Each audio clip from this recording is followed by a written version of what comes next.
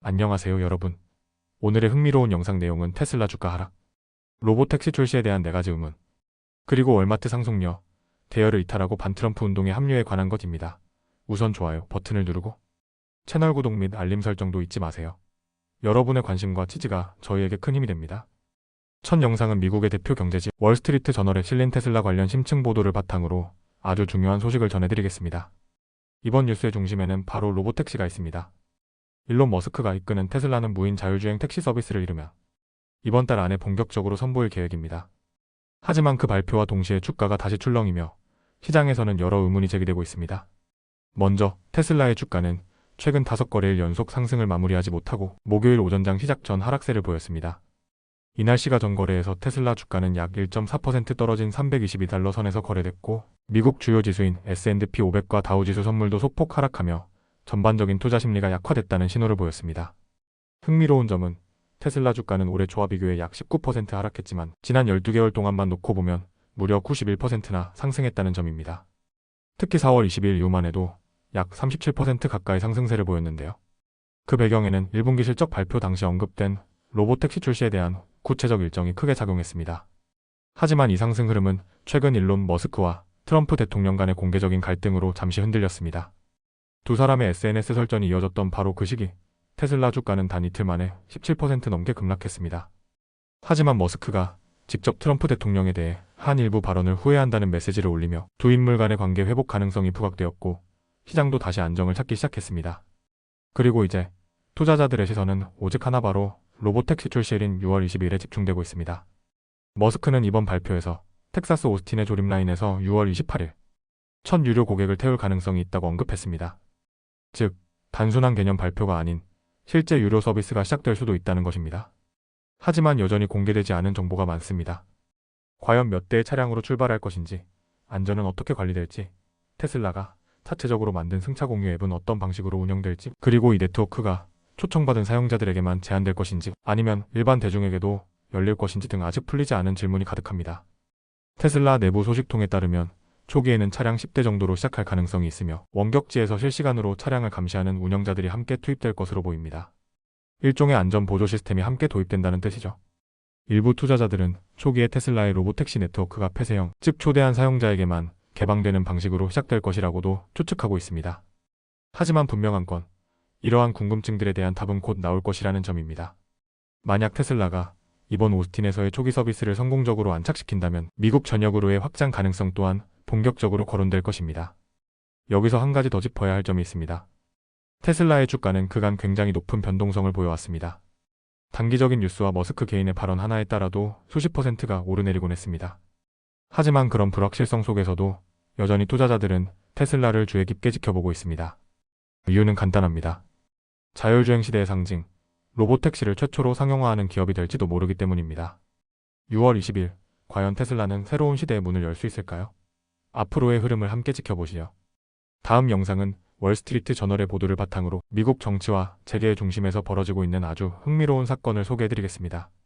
이번 이야기는 단순한 개인의 정치적 발언이 아닌 미국 최대 유통업체 중 하나인 월마트의 상속녀가 트럼프 대통령의 정면으로 반기를 든 사건입니다. 주인공은 바로 크리스티 월튼. 그녀는 월마트 창업자 샘 월튼의 며느리이며 미국에서도 손꼽히는 재산을 가진 억만장자입니다.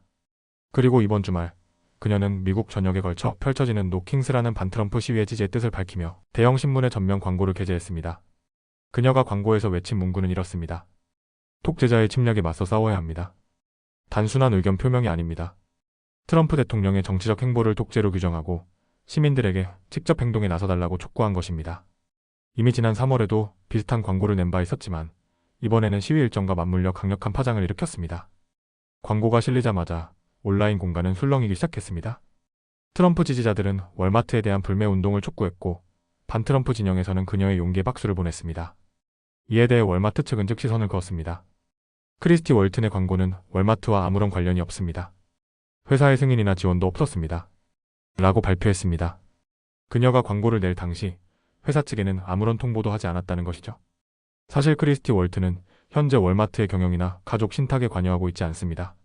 그녀는 샘 월튼의 아들 존과 결혼했고 2005년 남편이 비행기 사고로 사망한 이후 그의 재산 일부를 상속받아 현재 약 188억 달러에 달하는 자산을 보유하고 있습니다.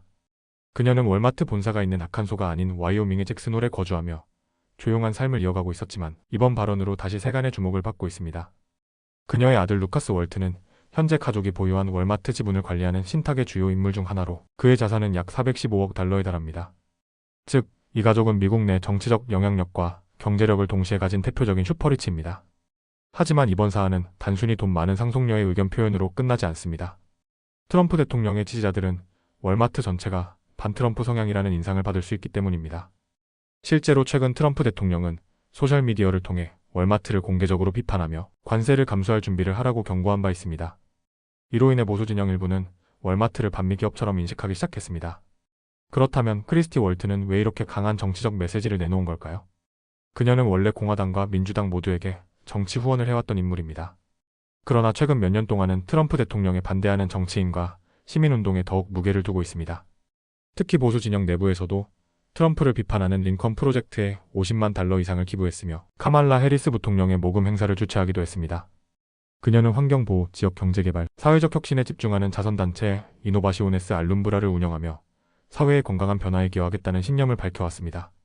그녀의 대변인에 따르면 이번 광고는 로스앤젤레스에서 열리는 시위와는 사전에 계획된 것이며 그녀는 해당 시위에 재정 지원을 하지 않았고 폭력을 포함한 모든 과격 행위를 반대한다고 밝혔습니다. 사실 월튼 가문 전체가 정치적 목소리를 내는 일은 드뭅니다.